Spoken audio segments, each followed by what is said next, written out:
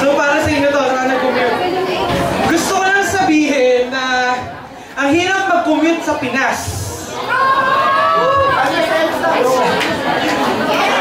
At isang beses naligaw ako at marami kong reklamo. Kasi ba naman, nagtatanong ako sa mga tao ng direksyon, pero tumagago kung ano-ano mga pinagsasabing direksyon. Sabi, tutulungan daw nila ako para mga politikong kumakandidato yung ex-boyfriend mo. Sabi, tutulungan ka maging maligaya, pero ang nangyari, pinagpalit ka lang sa iba.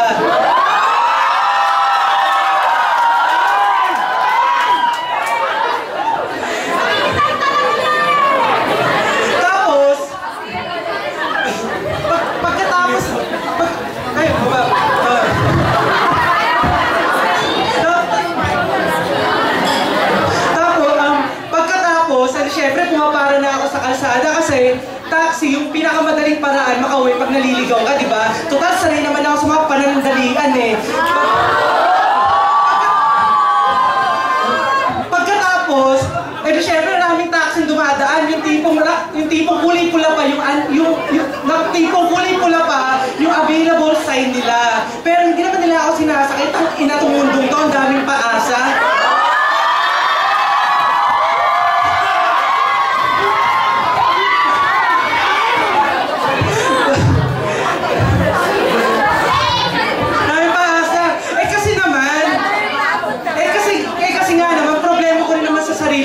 Pinagsisiksikan ko yung sarili ko sa isang bagay o sa taxi kung saan ang rami naman diyang handang maghintay na iba.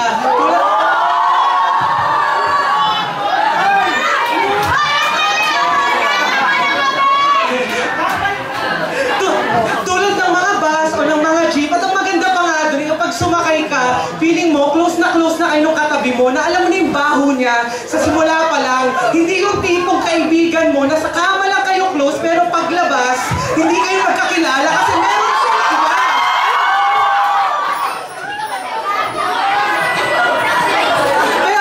Pero ang problema lang, pag sumakay ka sa bus, yung katabi mo, baka bigla kang tutukan ng patalim o ng baril at kunin lahat ng pinaghirapan mo, di ba? Diyan naman sila magaling eh. Yung mga trapong politiko, yung mga mandarambong, yung mga kabet, mga agaw na hindi sa kanila.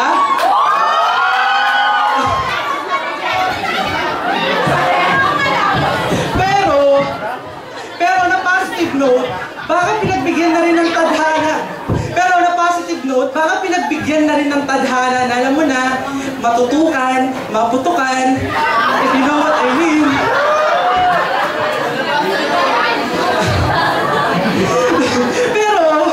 pero kaputa-putahan naman ng lahat, dadaan mo yung sinakyan mo sa EDSA. Tapos marirealize mo na yung ex mo, may bago ng mahal, at may bago ng maatikabong sex life. Samantala ikaw nandoon, stuck pa rin, hindi maka-move on. At marirealize mo na mabuti pa sa EDSA, lahat nagmamadali. Na mabuti pa sa EDSA, iniisip mo na pag-gising hanggang pauwi. Na mabuti pa sa EDSA, may forever. Pagkatapos dadaan ka sa isang kalsadang lubak-lubak, di ba? Ang saya-saya. Pag nagkakataon nga naman, parang roller coaster ride. Parang mga nakaraan kong love life, puno ng lubak. Pagkatapos, kung ginagamit sana ng gobyerno yung mga tax ng mga tao kung ginagamit sana ng gobyerno yung tax ng mga tao para tapalan ng bawat butas ng kalsado, yung butas na iniwan sa puso ko, ito sana masaya na ang lahat, di ba? Tapos sa bawat butas, mahuhulog pa yung gulong na sinasakyan mo. Hanggang sasakyan ba naman nahuhulog ng walang sumasalo?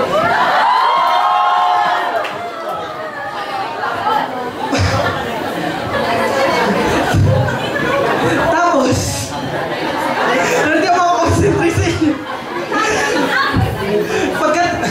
Pagkatapos, dahil naliligaw nga ako, hindi ko alam kung saan ako bababa, hindi marirealize ko na yung ibang mga kasama ko sa sasakyan ay paisa-isa nang bumababa, paisa-isa nang umaalis, paisa-isa nang nangiiwan, di ba? Sanay naman ako naiiwan eh, tangina naman eh. Tapos, sa sobrang stress ko na dahil naliligaw ako, minsan nawawalan na ako ng pag-asa.